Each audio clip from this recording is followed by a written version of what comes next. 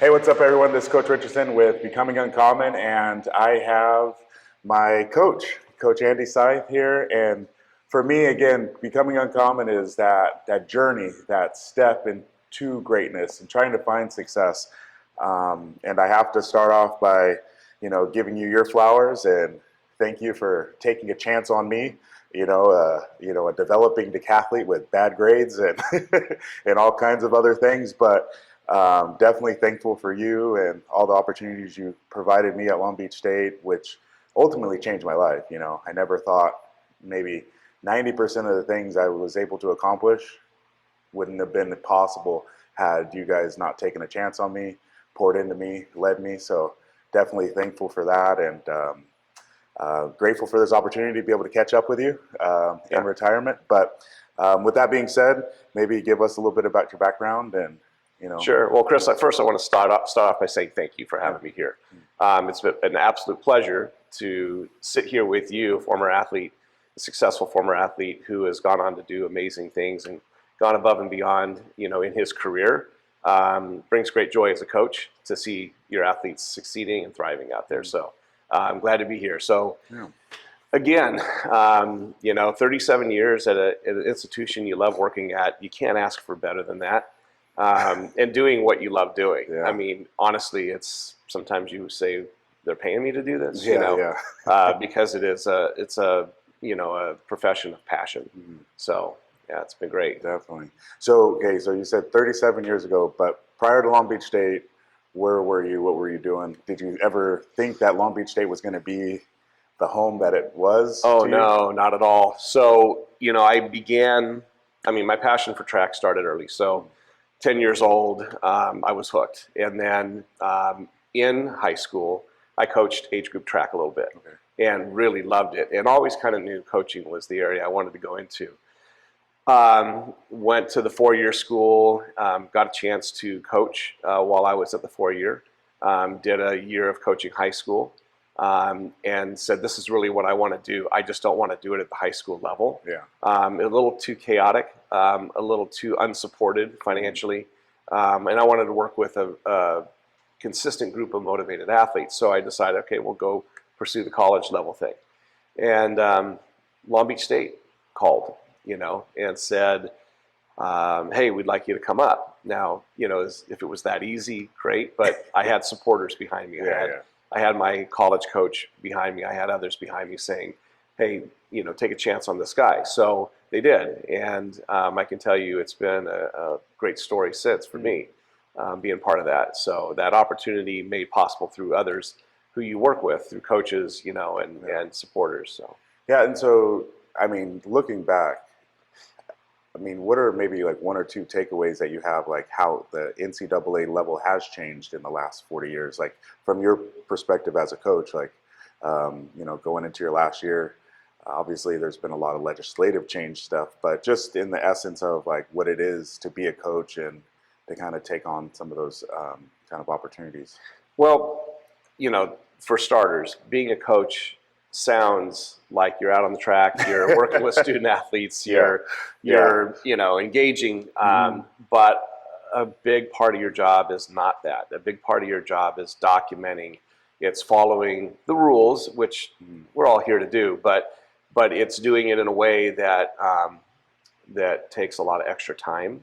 The requirements, to make sure that you're doing things above the board are very high and very distracting to your main purpose and your main joy. There's nothing fun about sitting at a computer filling out, endless amounts of documentation, cutting it down to the minutes a day, on how much you're working with somebody. And it's become harder and harder and added to your job more and more. There's a lot of other things that are good in the sport, and obviously doing things right is always, the foremost in what you want to do. But yeah, man, I tell you, it takes a lot of work, and it does take a lot of joy out of it, because there's so much that goes into it now. Yeah. I have to say also, or at least apologize, because I was a pain in the neck. I know it.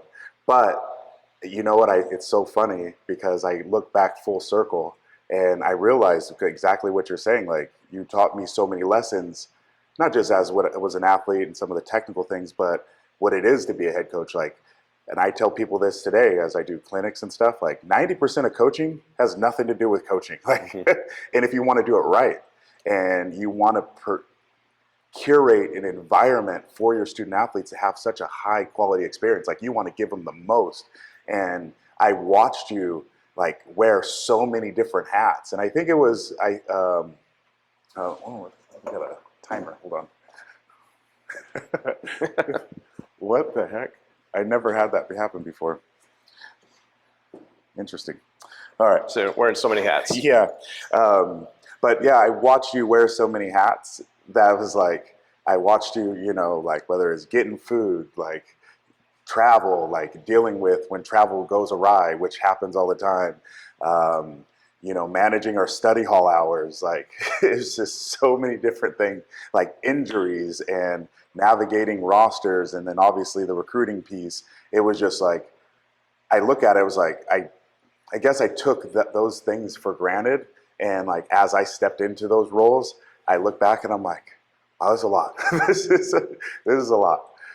Well, I'd like to think as a coach, you're doing your job if you're not thinking about those things as an athlete. And that's gold. When you come back to the sport and you start to dig into it, it's always a slow adjustment. You know, you get introduced to this and you get introduced to that. And then all of a sudden before, you know, I mean, it's almost too late. You've gone in and you've invested enough, and then you're like, wait, they didn't tell me about this part. But it comes to reality. And at the same time, you know you're making a difference. And so you put that time in. You do like doing it because you know what it does for the student athlete. Yes. But at the very end, man, if it would be just coaching and just, you know, working with the student athlete, that would be amazing. But and I think it even goes beyond that. Obviously, being at a mid-major and wanting to rival when you know other institutions might have more resources or access to more personnel budgets or whatever it may be. But for you, you know, being at Long Beach State and kind of having seen that, because you've always been competitive, you've always tried to push, and I've always been so proud of Long Beach State's track and field and cross country, because they've always tried to push the envelope to like compete at the highest level. Not to say that other institutions weren't, but the level of innovation, whether it's like hosting events and trying to make events profitable, and you know, putting us in a situation where we're traveling to unique places to give us different competitive experiences. What were some of your drive to be able to do that when, in all reality, you probably could have not pushed the envelope or give yourself that headache? But what was some of the impetus of that? Ralph Lindemann hired me at Long Beach State. Yeah. And Ralph was meticulous in his duties as a coach. He was basically a one-man show. And so he would always say things. He would be working his tail off, and he would teach me how to do things, but he would also say, don't sweat the small stuff. Okay. That's not what he did. He sweated every little detail. He told you not to sweat the small stuff while he was sweating the small stuff. And so I learned about the details. And so as you work on those details and become more knowledgeable, it's kind of cool. You're like, okay, I understand this better. And then you want to deliver something. You put the work in, you want to deliver something. And back in my early years at Long Beach State, it really was smoke and mirrors. Like we were trying to put out more than we were, I don't want to say capable of, but really where we were at as a program, we had to do more. Like I first came in and we didn't have a track, but we had to run a track program. Yeah. We had 35 uniforms and we had 100 student athletes my first year as head coach. I mean, we literally swapped jerseys, you know, and I'll never forget when we went to Northridge for a track meet. I told the team, go inside, set up a tent area or set up an area, and then I'll come in to meet you after I pay. So I write the check and I turn and I look and there's bodies everywhere and I can't find my team. We don't have matching stuff. So we're just a hodgepodge. And so I found them. You know, it wasn't that hard. It's only 400 meters around the track. But the bottom line was we were trying to make something with little. And so as you try to get better at things and you try to find connections and people who will help and support, Some of those are lifelong relationships that I have today Yeah. because they jumped on board when we didn't have much to give, but they gave so we could do better, and then we produced down the road. I mean, you were part of my first championship team, in 2006, 2008, and from there we kind of caught our stride. But for that time leading up into that, we had some close calls, almost got there, but we never could get over that hump. And so there was a realization, both on the financial side and from the standpoint of just trying to connect the dots with the right people, the right staff, the right student athletes that we recruit. Once it connected, it just maintained itself. Yeah. So it was pretty cool. But I'll tell you, there's a lot of grind. Yeah. A lot of grind. So you're talking, like, go on recruiting. Like, what are some things that you look for? Because I noticed, at least from my experience, you recruited high character. Like, I never, at least from my time, whether when I was a student athlete, even before I was a student athlete there, because I would go pop my head in every once in a while when I was here at Cerritos. I would be hanging out at Long Beach State, or you'd see certain events happening, but always high character. Like, I mean, yeah, certain, young, young student athletes, they might make mistakes here and there. I can admit I had a few here and there, but ultimately I could never look, and wasn't knuckleheads. It wasn't, you couldn't say that there were bad apples, and I'm sure there were, and you protected us from them. But like, it seemed like one of the really pushing points was like high character. Like, so, what was some of your philosophy as it relates to recruiting? Well, you make your mistakes in the early years. Okay. And you learn from So I them. missed those guys. And you learn from them. But the mistakes weren't, terrible mistakes, but you figure out a way of doing things, and maybe it's just more efficiency. But it became more efficient to recruit the right person Yeah. than it was to recruit the top athlete. And so we kind of began that process after making some mistakes. And, it's really produced well for us. So, things that I take a lot of pride in, if you get the right people, they stay. Everybody sticks because you're in an environment where people lift each other up. You're in an environment where you get pushed, but you're not pushed down. You're pushed, to be lifted and risen. And Long Beach State, I feel like that culture is really what we were aiming for, and we hit that. Like, it was something that I was really proud of. But I think about the year before we won our first championship, how we had a culture issue, and so we needed to change that swiftly and quickly. And we made that change and bounced back the next year with a championship, and then a championship, and then a championship, and they just kept going. And so that was something that I really, enjoyed. When you finally, you're like, okay, we did it. We finally connected the dots, and it's working. And so we stuck with it, and it's something that we've maintained, for a long time. Yeah, because that leads me to like my next question, with obviously the recruiting piece and having the right student athletes around you. But you've done an amazing job, like, with hiring and finding those pieces to the puzzle. Like, I know this myself as a leader. We can't do the job that we do unless we have the support around us. What were some qualities that when you were hiring or you were looking for assistant coaches, what were some of the things that you were looking for when you're kind of on those searches? Yeah, so, I've interviewed a lot of very successful coaches. Yeah. And didn't hire them. And my list of number of coaches that have gone on to be the Olympic head coach that I interviewed is pretty long. Like, really? It's like, okay, I was interviewing the right people. Why did I not choose that person over another? And I can tell you that one of the ingredients was you had to show that you grinded. And so, okay, yeah, you're at a big name program and you've got a lot of resources, and yes, you've coached a lot of good athletes, but can you do it at Long Beach State? Yeah. Can you do it where you're doing it with the limited resources and limited, support at the time, especially those early years when we were really trying to figure it out. There wasn't as much support as there is today, but you needed to find somebody who can actually succeed with little. Okay. And so that's what I was looking for. That was my ingredient. Sometimes we interviewed people, and we hired some people out of state. And oh yeah, I'm from Massachusetts, and but Long Beach State's my dream school. Yeah, okay. So you coached 2 years, and guess where you're at? You're back in Massachusetts again. Yeah. So recruiting locally, and then even more so, putting an emphasis on recruiting those within our program who have shown the attributes that you look for in a successful person, and those have really paid off for us. So having alumni in our program, people who understand the culture, who've been part of it, who have lended themselves to that culture, and see a vision and a desire to win where their home is, has been a winning ingredient for us. That's too. awesome. Yeah, because I mean, like I said, I can go all day on, like you said, the quality of people that you've had kind of pour into the program, and one of the ones I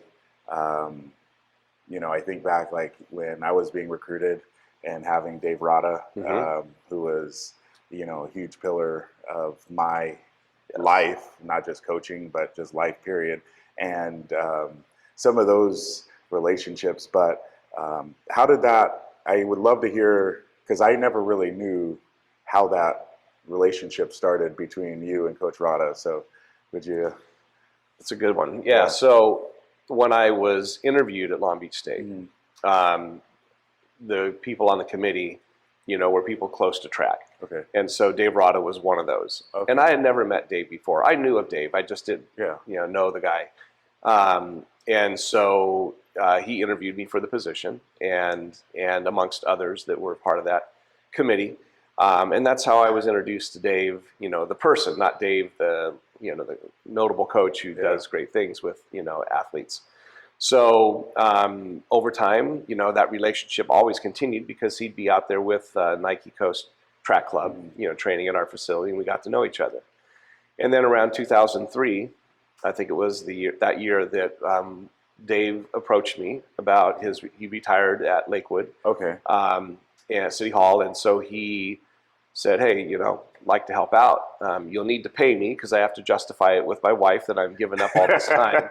And so, we didn't have the money, but we found a way. Yeah. We just found a way. And so that relationship began there, and continued on for a very long time, and it was a blessing to the program. Yeah. What I also realized when Dave came on, that splitting my duties up and not running everything, not running every jump, all 4 jumps and multis, but having someone there to take half that load really elevated everybody else in the program. Kids that I maybe wasn't giving as much time to, now I was giving more time to, and it helped them. And then those on the other side, that were under Dave, had a dedicated coach who didn't have to worry about the paperwork. Dave didn't have to worry about the paperwork, so he had a You made that clear. cush job, And so he was able to, really focus in on the student athlete in his event area, and we saw things get better. And that led to Todd Reish. It led to, some other coaches that we brought in to help split up the jobs of the throws program. And that allowed our throws program to elevate. And so we just saw all this stuff going on, and we're like, wow, this is really cool. Yeah, I still want to coach these events because I love and I'm passionate about it. But the student athletes are getting a better experience because they're now not spread out. Yeah. Because when I started at Long Beach State, my first year as head coach, I coached the jumpers and multis, I coached the throwers, and I coached the cross-country team and distance runners. So I was doing all of it. Like I said, it was smoke and mirrors. And that was the year that I at a Division I school. And that was the year that I learned that caffeine's very bad for you, because that's how I survived and had to make a quick life change for my health, because caffeine, was my survival mode thing, and it was also leading to, other health things. So I was working on my master's too. So, that was a whole nother thing. There was just a lot of balls in the air. At the very end, some of those experiences have led me on a path that I maintained over the time, but it also brought about some of the best relationships that I've had with student athletes, because that group, those early years, we had to suffer.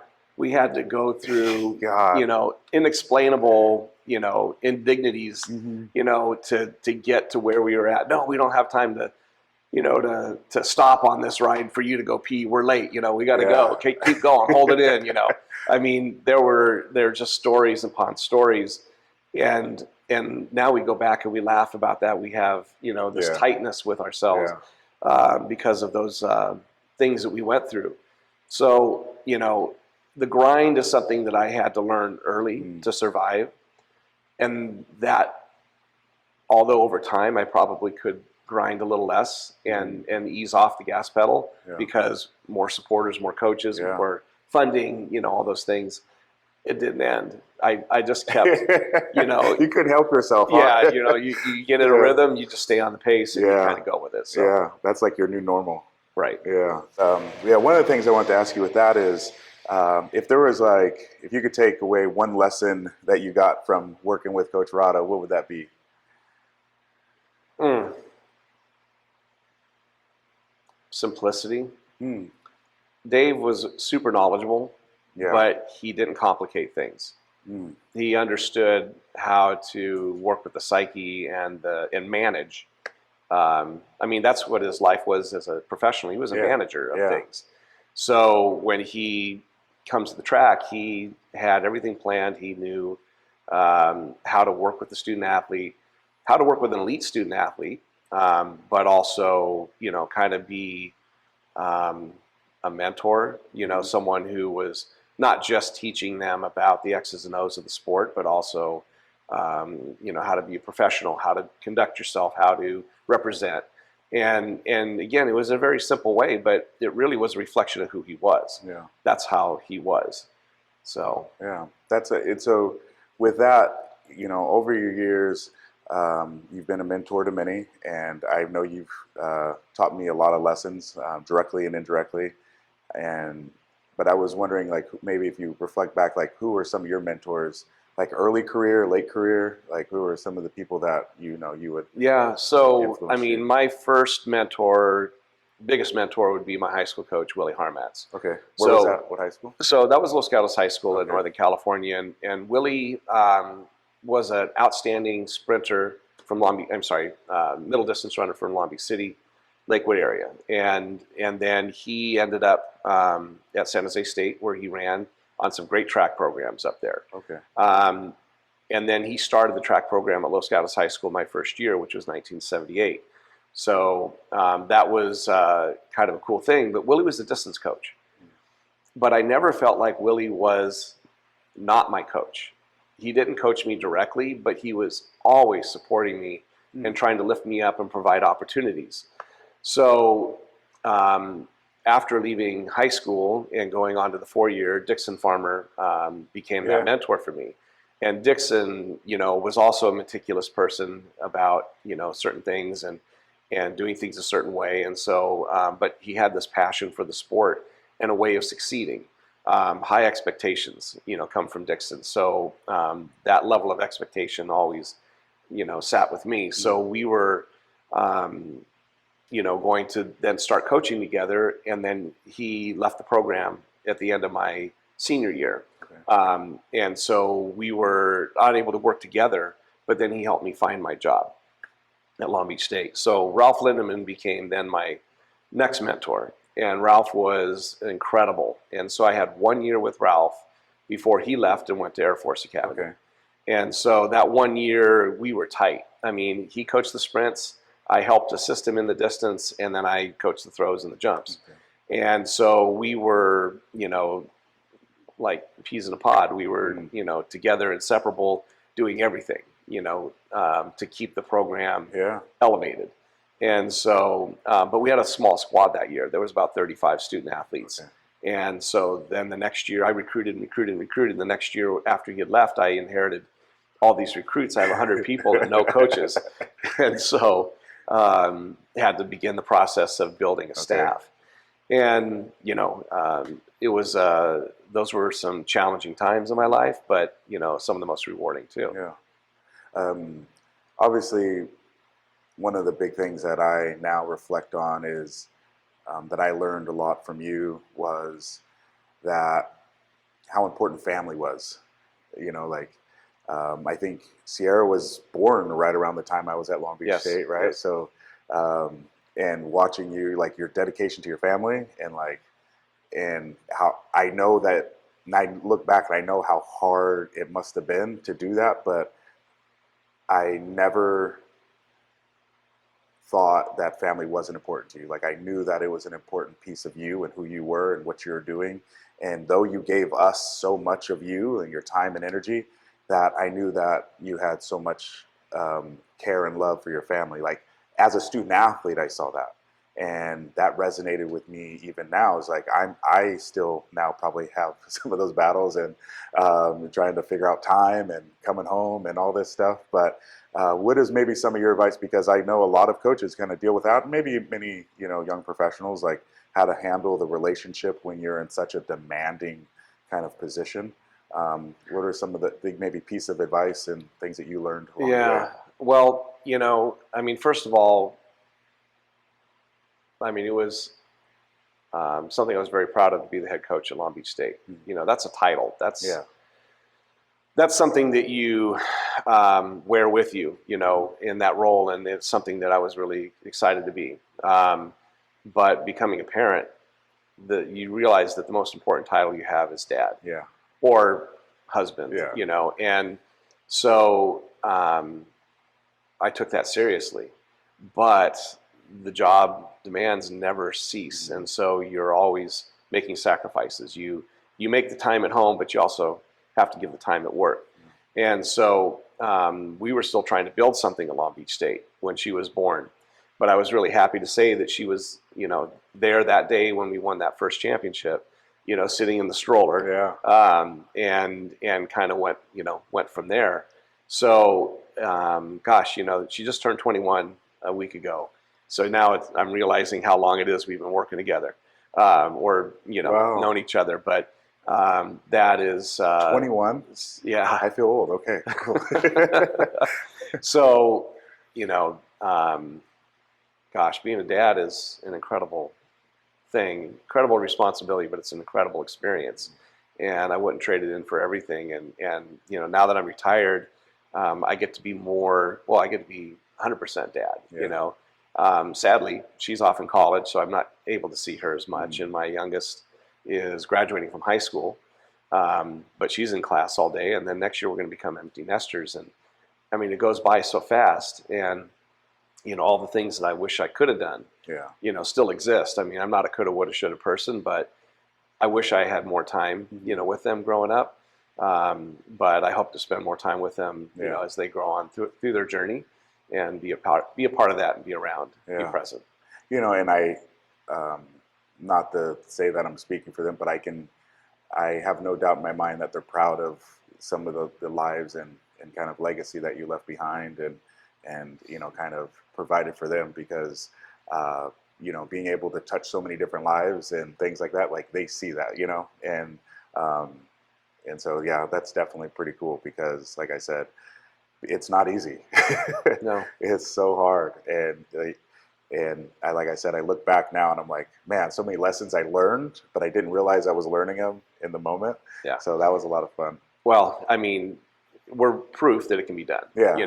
And for any coach out there, or any high school student who thinks maybe one day I'll get a career in this, you can do both. Yeah. But you got to be understanding that there's sacrifices on both ends. Yeah. So,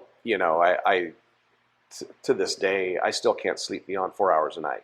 Like that's all I could give myself. You scared you missed the bus? So, I mean, a lot of times before that bus left, I was doing work, just trying to get things ready. So, I was late for that bus a few times, just because I was doing work after getting up at 5 a.m. to get on that bus. So, your job is a continuous thing. It's always going. Thank God for computers and cell phones. Yeah. I can't. When I started coaching, we didn't have cell phones. Yeah. We didn't have print computers. out the map. I mean, literally, it was a thing, and I don't even know how we survived, back then, beforehand. Typewriters, stuff was done on typewriters. It was crazy. So The archives, yeah. yeah, I Oh mean, man. you got it easy out there these days, Oh, I folks. know, especially with AI, like they throw stuff in Chat GPT now. Oh, I know. That's everybody's cheat code.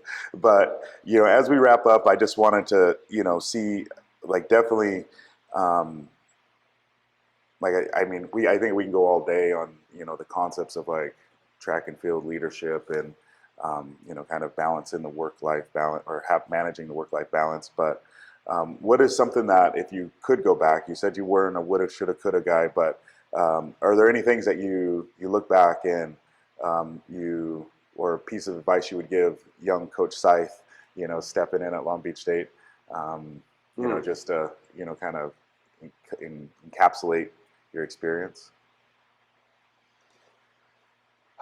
You know, I don't feel like there's a lot. Yeah. I just wish I had more time.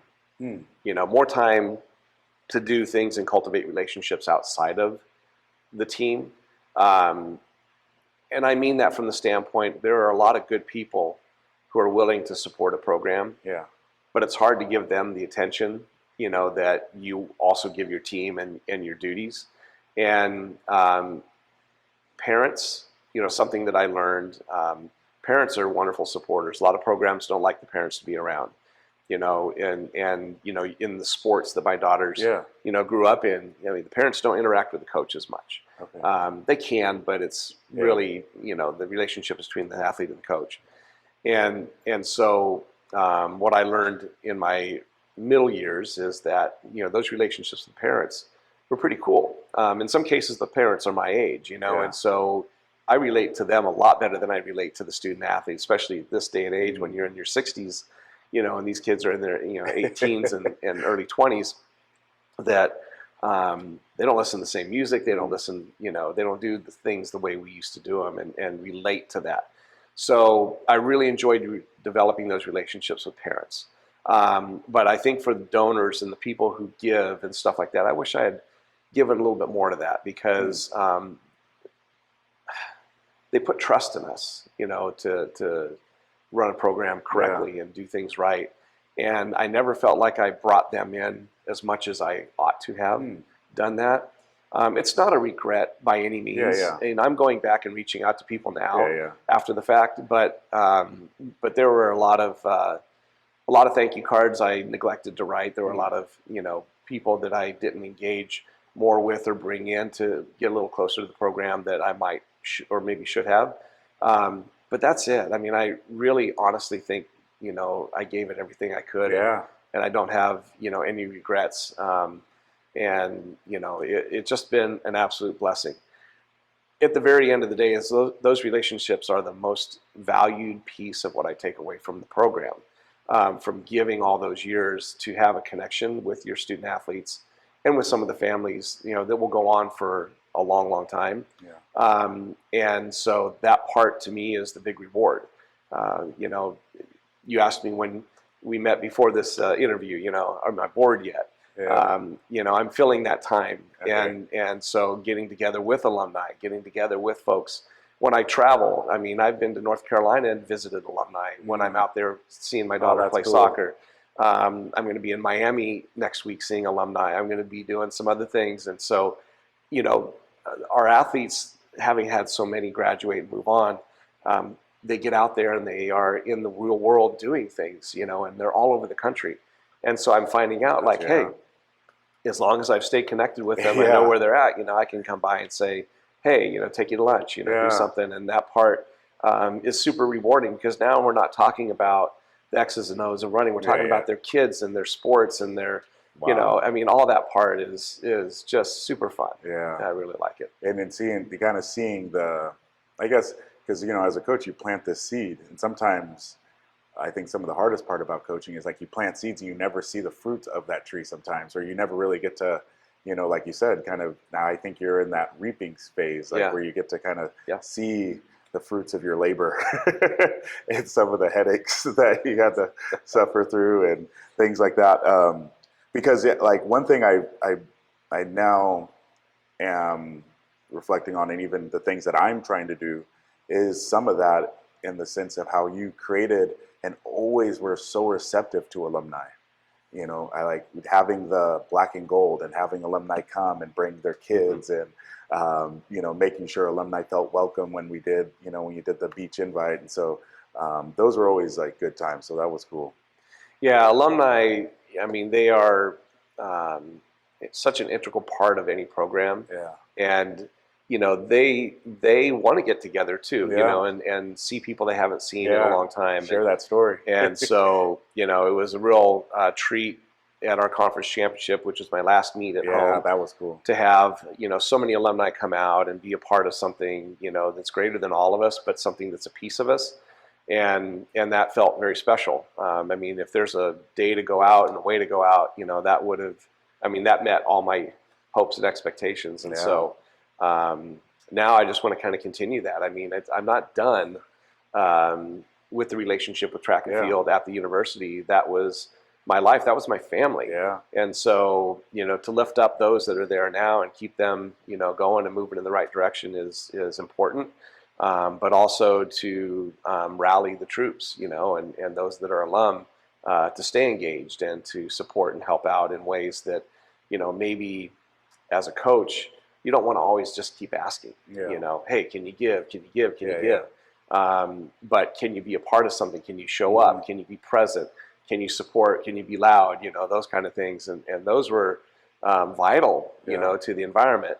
But, in the time and the day and the era that we're in right now, financial support is still a big piece of any program. Yeah. And so if people are in that position where they can, I hope they will, because there's something special at the university. But that's not just Long Beach State. Speak to it at any program you're in. There are people grinding, there are people working, and those relationships with alumni and donors are vital to continuing or elevating the success of the program. Yeah. Yeah, that's a lot to unpack there. But I definitely want to, again, say thank you for your time. I, again, want to express appreciation for everything you've done for me. But on this note, so what can we expect, or what are some things that you have on the horizon going forward? Gosh, I definitely had a list of things coming out. What I didn't expect is that I would need to take a little more time than I thought I would to just jump into it. You're in work mode, Yeah. and then you get out of work mode, and then that's kind of like, oh, okay. Settle in, catch up on some other stuff, visiting family, traveling, catching up with alum. That's all been part of it, and is filling that gap very well. But I still want to be in a role of support, not necessarily as a coach, but I think, the city of Long Beach has some big opportunities with the Olympic Games. Yeah. I think, creating a situation there where there is more support, like a sports commission, like you see in other cities like, Tracktown USA in Oregon and other places. Long Beach has got a great sports culture. Wow. And so I think pieces are kind of starting to fit together where, we might be able to see something like that in our city. I'm not looking at being the guy. Yeah. I just want to be the person that supports the evolution that, in the transition of our city into a major sports center. And that's something that I'd like to be a part of. At the same time, I want to catch up with my daughters and be where they're at when I can be. And my wife, she retires in the end of or middle June. Oh, really? So, European travel, those kind of things. That's exciting. Congrats. I've never really gone anywhere because I'm always working. Yeah. So just some travel and adventure, is a piece of that. So you can expect a postcard from me, from somewhere. That's exciting. Well, with that, as you can see, when it comes to success and trying to navigate that world of being a leader at the forefront of things, like Coach Sythe is just really embodies what it is to build something and take things to the next level, all while still keeping the main thing. So other than that, be uncommon. Thanks. Thank you. All right. Appreciate you, Coach. That was